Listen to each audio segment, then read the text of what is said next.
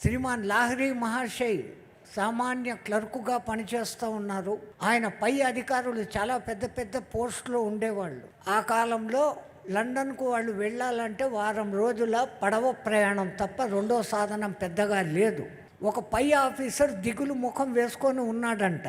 లాహిరి మహాశయ్ ఆయన దగ్గరికి వెళ్ళాడు. స్వామి, మహా తేజస్సుగా ఉంటారే మీరు, ఈ పొద్దు ఎందుకు డల్గా ఉండారు అని. అయ్యా, నాకు టెలిగ్రామ్ వచ్చింది, మా భార్య సీరియస్ అని వచ్చింది. సీరియస్ అని అంటే ఈ పాటికి ఆవిడ చనిపోయి ఉంటుంది. నేను ఇక్కడి నుంచి వెళ్ళాలంటే వారం రోజులైతుందయ్యా. ఆఖరి చూపు కూడా నేను చూసుకోలేమో అని ఆయన బాధపడుతూ ఉంటే లాహిరి మహాశయ్ మాత్రం కళ్ళు మూసుకొని ఊ అంటున్నాడంట.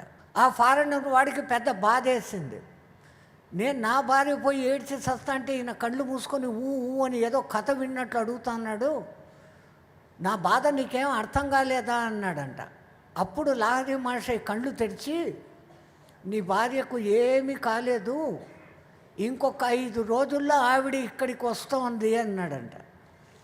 ఓరి పిచ్చోడా, నువ్వు ఇక్కడుండవు, నా భార్య అక్కడ సీరియస్, టెలిగ్రామ్ వచ్చింది, పోయిందని నేను బాధపడతా అంటే 5 రోజుల తర్వాత వస్తానంటావా అన్నాడు. వస్తుంది అంతే అన్నాడంట. ఈయనేమో టికెట్ బుక్ చేసుకున్నాడు వెళ్ళేకి.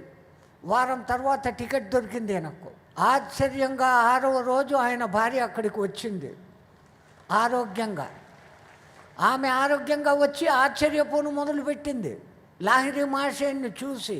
ఇదేంటి, ఈ మహానుభావుడు 5 రోజుల కింద నా ఎదురుగా బెడ్ దగ్గరికి వచ్చి నీకేం కాదు, ఇమ్మీడియట్గా పడవ ఎక్కి నీ మొగుడిని వచ్చి కలుసుకో అని నాకు చెప్పాడు ఈయన అని ఆమె అనింది. అట్లాంటి ద్రష్టత్వం మన బ్రహ్మర్షి పత్రిజీ గారిది కూడా.